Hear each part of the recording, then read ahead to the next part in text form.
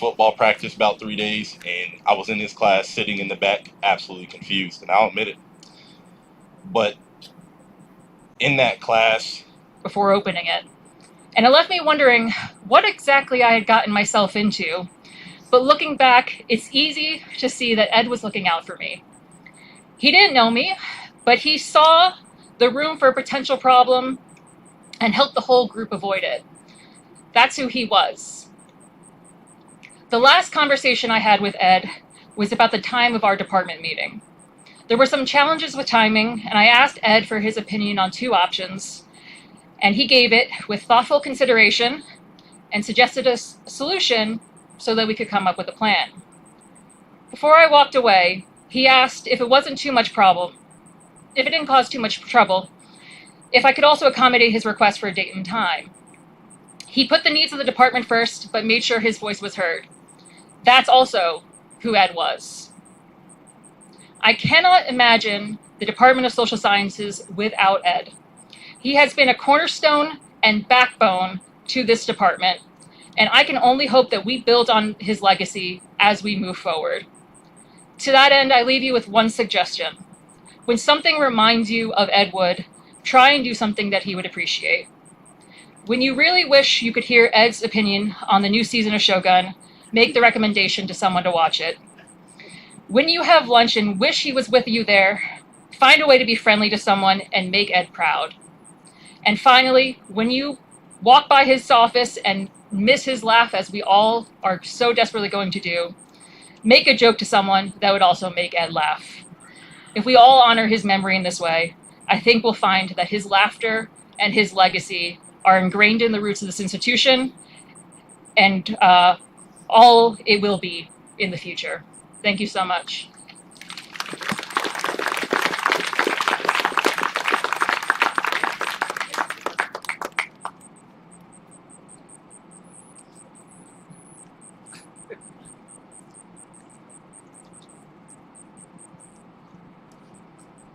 Oh, God.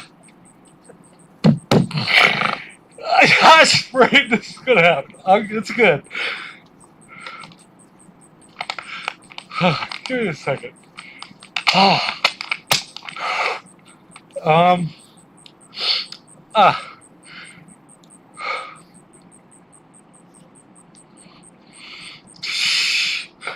Fred Walborn.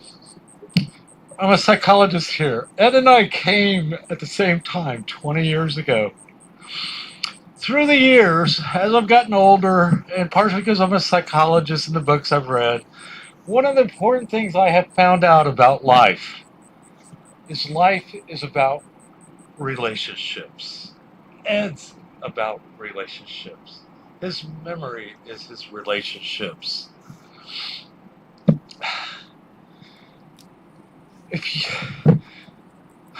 If you are in good relationships, you're going to probably have a rich life. If your relationships suck, your life is probably going to suck. It doesn't matter how much money you make. It doesn't matter where you live. That is, to me, as I've gotten older, a fact of life. I was fortunate enough to have stumbled across Ed. We became buds. And like Jerry Huff said, even when you first meet him, I thought it was just me and him. When you first meet him, you just click. Yeah? He just reeked of being compassionate, honest. He reeked of it through his pores. As just about every presenter has said, when they talked about Ed, they talked about love.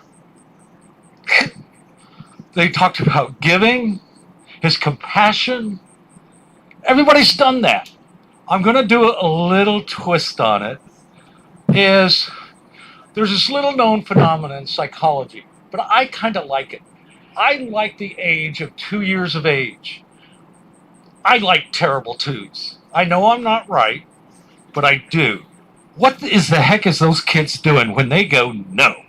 They're showing their independence. What a gift. because that little 1-year-old or 2-year-old knows you could physically squash them. And yet they have the guts to say no to you. Why? Because they know out of your love for them, you're safe.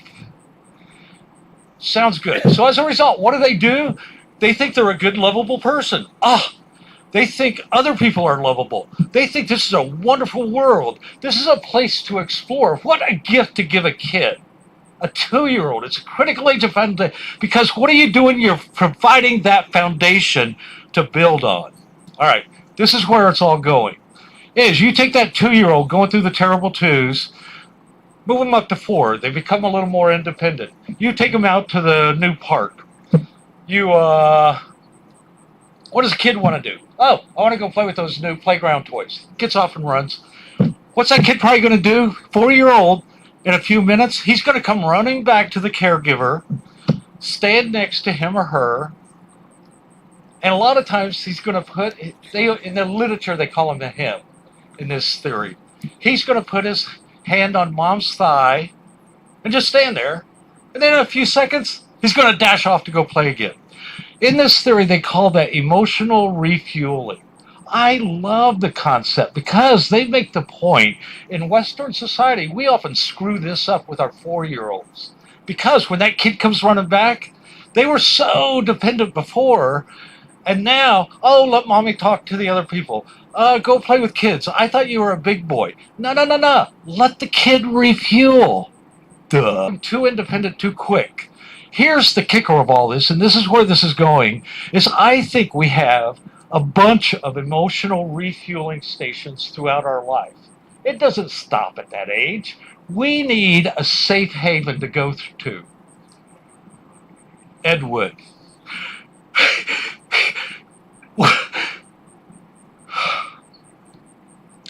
Was my emotional refueling station as we was for a lot of you. We were very fortunate because we knew he was safe. He wouldn't judge us. He loved us. And then so people would go by his office all the time, no matter if they were in a funk, had a personal problem in a class, whatever. He always had a bunch of people in his office, as we can all testify in the social science department. He was definitely loved back. He was safe. He was our emotional refueling station. Dr. Wood has been the refueling station for many of us here at GSU, West Virginia. He knows a lot of people. The USA through his travels, and even throughout his military duties overseas.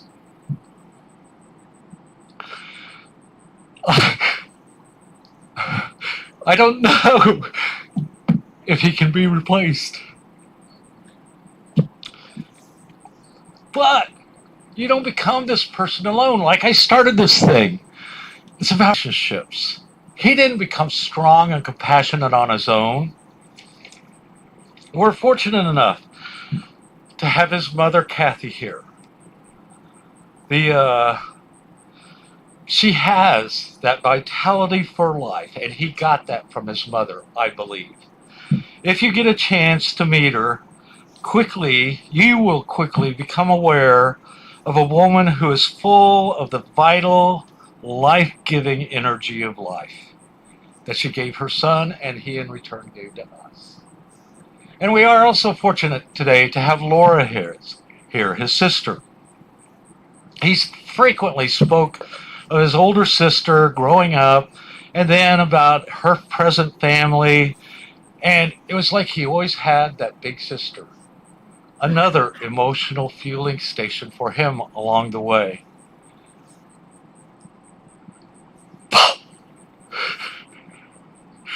Then along comes Susie. She met his wife. We've been here 20 years, Ed and I, along with Lloyd. But we've all been here 20 years. About halfway through, he meets Susie. She became his new powerful refueling station. I got lucky enough to see changes in him after he met you, and as your relationship evolved and how he became stronger, more compassionate, you meant so much.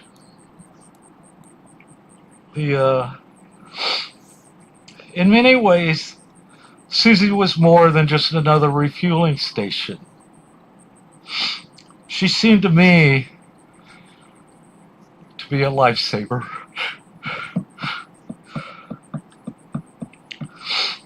For the entire time I knew Ed, he always wanted to have a partner in life and have a child.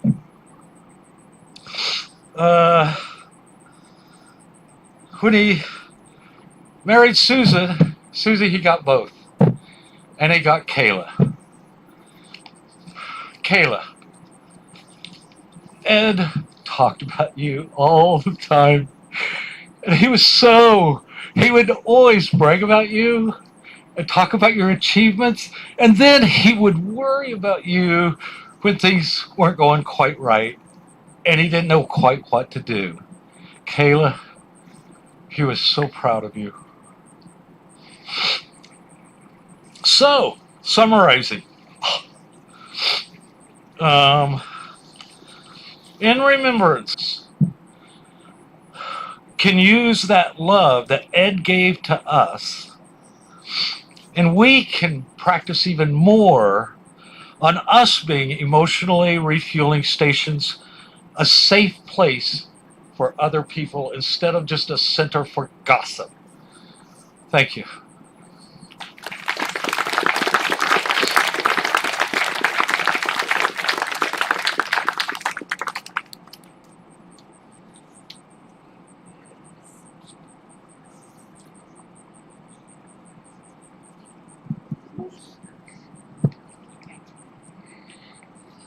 Hello, my name is Laura Penrith, and I'm Eddie's little sister. Sorry about that. That's okay. My brother was my hero. I was likely the little thorn in his side, but in the best way, of course. So, Eddie was a leader of our pack while growing up in Ottumwa in Waukee, Iowa. While most little girls were playing with dolls, I was playing football and baseball, or dressed like Patty Hearst, outfitted with toy guns, playing war games. I was easily influenced to fall for all of his plans and schemes. Long before A Christmas Story, he convinced me to lick the ice on our frozen grill and then panicked when I was stuck to the grill. Luckily, our mom, Catherine Wood, intervened with a cup of warm water, saving my skinned tongue as he had picked me up, attempting to pull me off the grill with all of his might. Eddie had a passion for military history from an early age, especially World War II. He was teaching himself German in elementary school. To practice his craft, he would take me with him when we were shopping with Mom and escape Mom's watchful eye while shopping downtown. My role was to introduce him to adults as my cousin from Germany, and he would attempt to converse with the storekeepers while we sought assistance finding my mom. In high school, his knowledge was more in depth than the history teachers. Eddie actually helped teach his and other classes when covering the units of World War II. In 1975, our parents took us to the movie Jaws, which left an indelible mark on us. As we lived in Iowa, about as far from the coastline as possible in the U.S., you wouldn't think that a fear of sharks would have such an effect on us. Eddie refused to sleep with the windows or blinds open after this, as he had nightmares of a shark coming in to get him.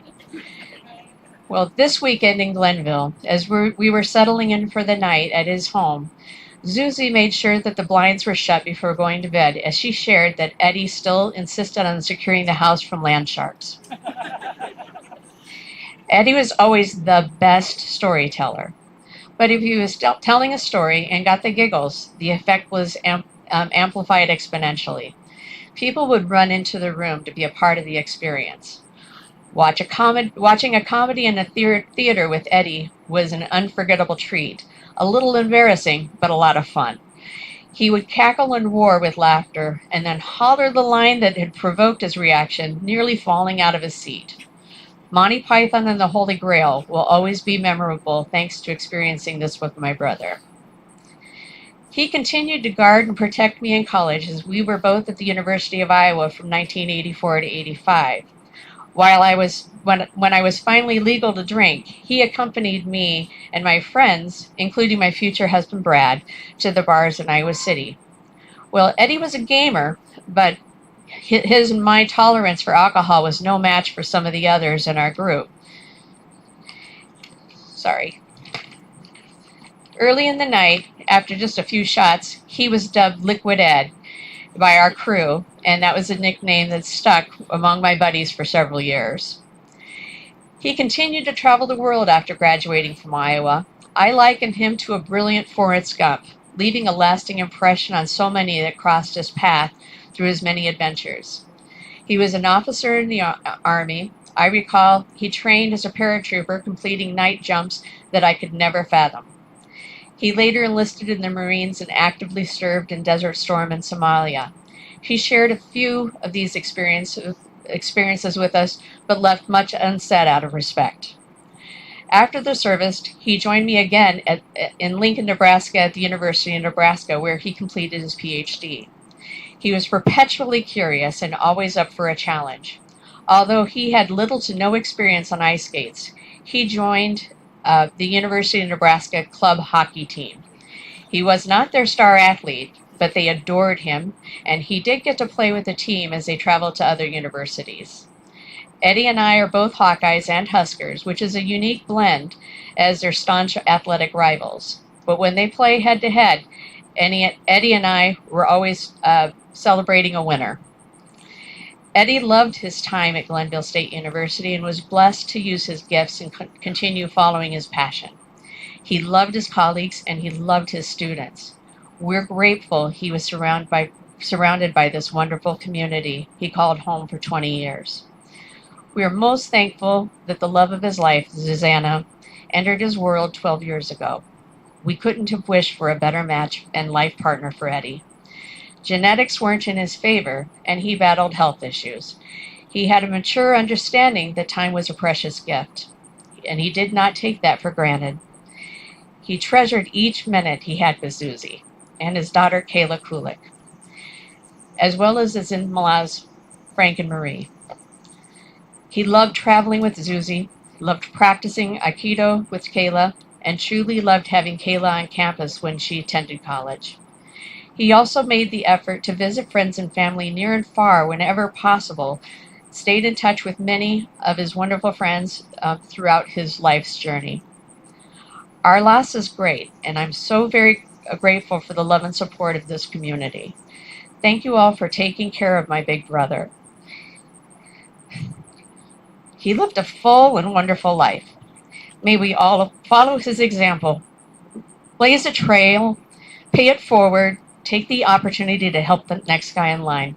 I love ya.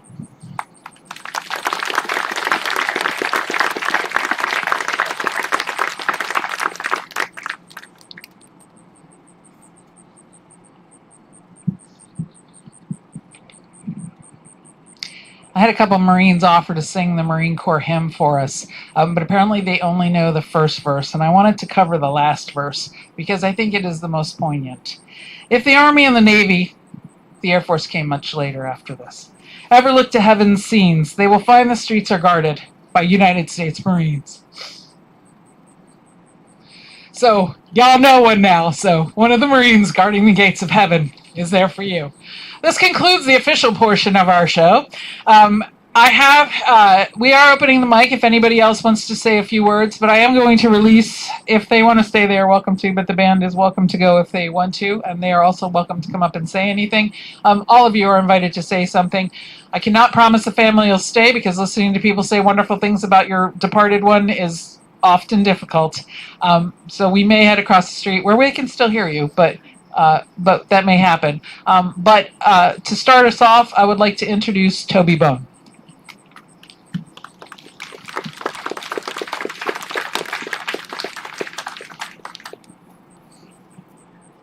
Hello Hello everyone, I'm Tobias Bone, and I had Ed this semester as a student. I had him in several classes. Ed always came prepared in his classes. For the decades that he taught, he had nearly all of his lessons memorized. And you know what? I still have index cards, so here we are. So, my first day, I was comparing schedules and professors with some of my friends.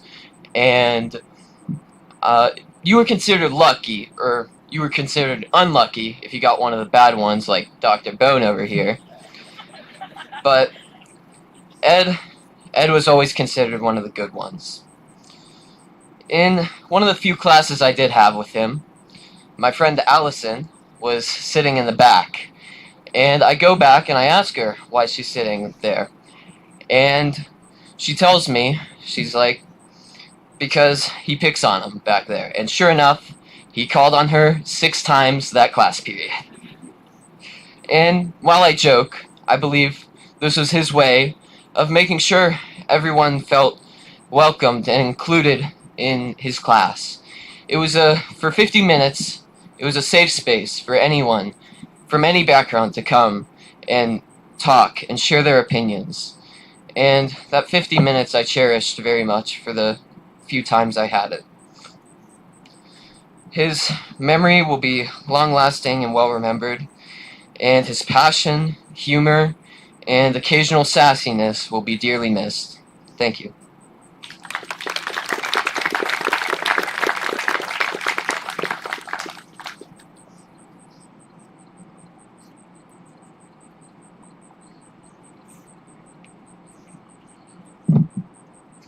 Good evening.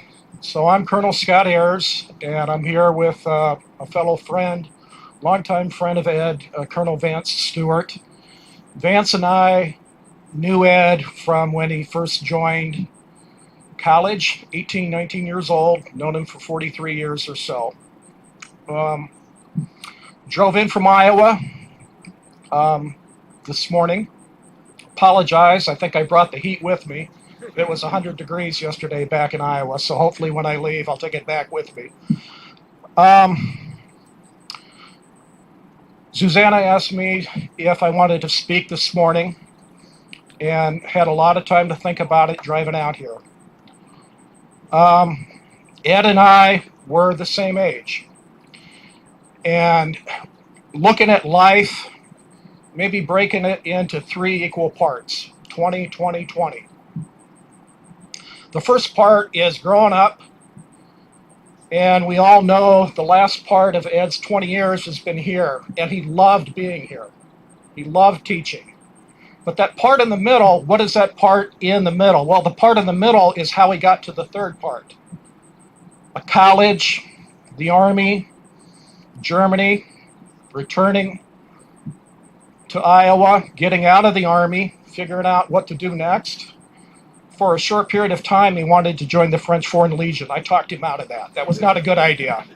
Joining the Marines, getting into the Marines, picking a great time to go, an opportunity to see the world, maybe places he hadn't planned on seeing, fighting in combat, returning home, and then what? Well, he went back to college, got a master's degree, got a doctorate degree.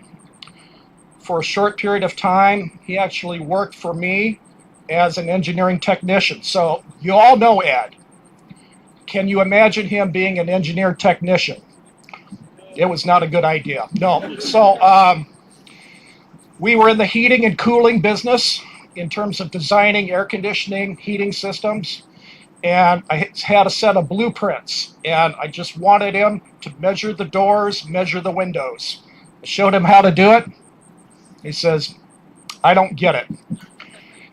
So I showed him again how to do it a different way. He said, no, Scott, I don't understand that at all. And I said, okay, right, one more time, Ed.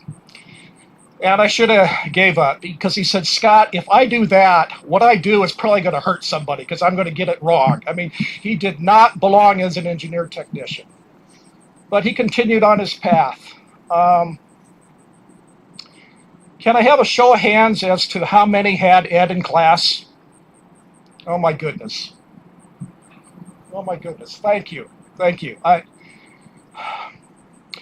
Ed was such a wonderful, full of life human being. He was more than a friend. My kids called him Uncle Ed. Eventually they asked me, Dad, is he really my uncle? Is he really your brother? And it's like, yeah, he is. I mean, not a biological brother, but we were that close. And I got to tell you, he thought of you students as his kids. We were friends for 43 years, talked often, traveled together, lived together off and on, worked with each other. He was so excited to be a professor and to be teaching here and to be making a difference.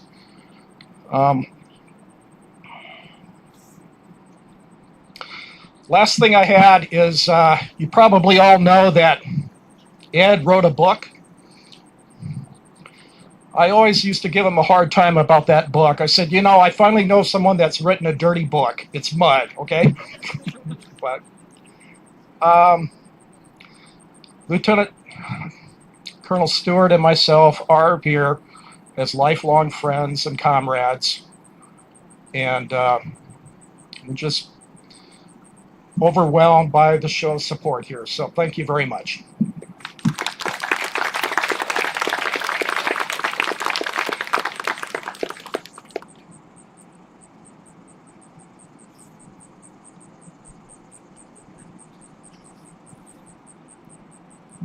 Dr. Wood was definitely one of a kind. I mean, if we look at it, he's a Marine academic, probably one of the greatest oxymorons we've ever heard of. But he definitely gave us a good name for all the crayon eaters out there. He'll definitely be missed. He was special in so many ways. He cared for us. In fact, I have a farm just over the hill here. And one day I posted that I lost my donkeys. Has anybody seen any donkeys? Just let me know. Not only did Ed feel concerned, he got out of his house, got in his car, drove over to my farm, and helped me look for the donkeys. A doctor, a professor, took time out of his way to help me and my farm. But one of the most profound things he taught me was probably about politics. He always told me that once you get so far left, and you get so far right, you're basically the same thing. Just an extremist that isn't going to solve anything for anybody. You have to stay in the middle and compromise to work for the country. Because the left wing and the right wing belong to the same damn bird.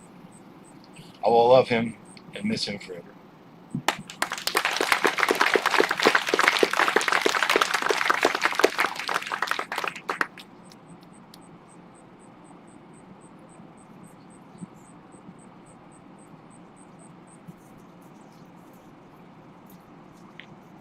Hello, I'm Bruce Williams.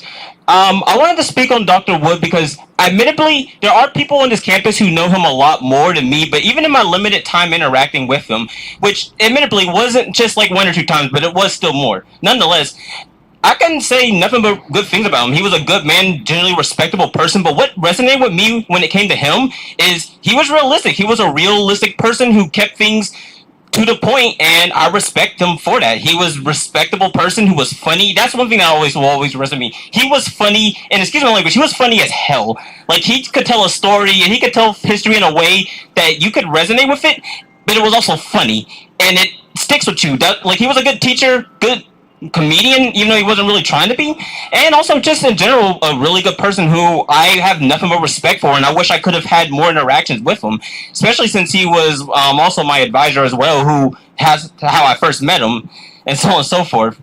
But yeah, no, just completely good dude who was respectable, funny, good teacher, and it's really unfortunate that he did pass, because it's like when I first heard that, and so I was like, what? This man just really passed away. That, and it's like, it's a hard concept to fathom, because one moment you're talking to the dude, like, I was talking to him that week, the week he passed and stuff, and I was like, he's gone? And it's like, it's just has like a shock to you and stuff like that. And the reason I mention that is because this just makes you want to, appreciate people while they're still here and give them their flowers, which is one of the reasons why I came here. Because it's like, even though I didn't know him personally, like a lot of people did, I still wanted to show my respect and show that in all that limited time, he resonated with me and just show that how much of a reach that he has on people. So yeah, that's all I have to say. Yeah.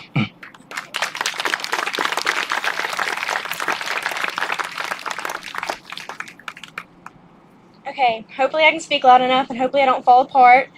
But I'm Kylie Taylor and I'm a sophomore. So last year I was a freshman and that's whenever I had Professor Dr. Wood. He was the first professor I saw whenever I came to GSU. And let me tell you, he set the standard. He made me believe that I could do anything I wanted to. I could achieve the greatest goals I had. And he forever, and apologize if I start crying, I'm an emotional person, but he was amazing. He taught me things that I will be lucky to teach my future students. He told me that I would be an amazing education teacher, and I can't wait to live up to his beliefs and the dreams that he instilled into me. And I'll never forget the story of one day. It was one of the last days of class I had him. I came in wearing bell bottoms. And he yelled at me from across the hallway, and I was like, oh my goodness, I'm in trouble. What did I do? He's like, Kylie, what are you wearing? And I'm like, well, I don't know. And he's like, I used to, all kinds of girls wore those in my day of time. And I'm like, oh, okay, geez. And then he had to go and get all of his professors around him, all of his friends, come out and look at me and be like, look at what she's wearing. Remember those? Aren't they so cool? Aren't they coming back in style? And I'm like, oh my gosh, I don't know who these people are. But he made you feel comfortable. He was your friend. He made you feel like family, even though I wasn't the closest with him. He was somebody that I can call a good friend, a good mentor, a role model that I will always hope and believe that I can be what he wanted me to be. And my heart goes out to his friends and his family, and I just can't imagine he's gone, but I pray to God that one day I will be the teacher that he told me I will be. Thank you.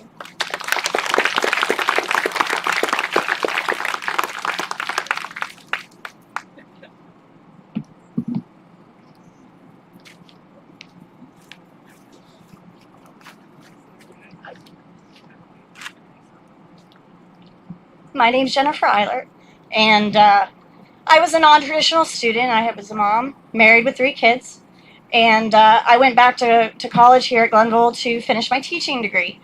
And I initially started out, I was going to teach elementary education and middle school social studies. But Ed said, you really should teach high school. I think you'd be really good, because then one day you can maybe take my job. And I said, probably not, but thanks. If you had Wood in the last 5 years, you probably heard the story of the mom that he mistakenly said drove a minivan. I don't drive minivans, never have.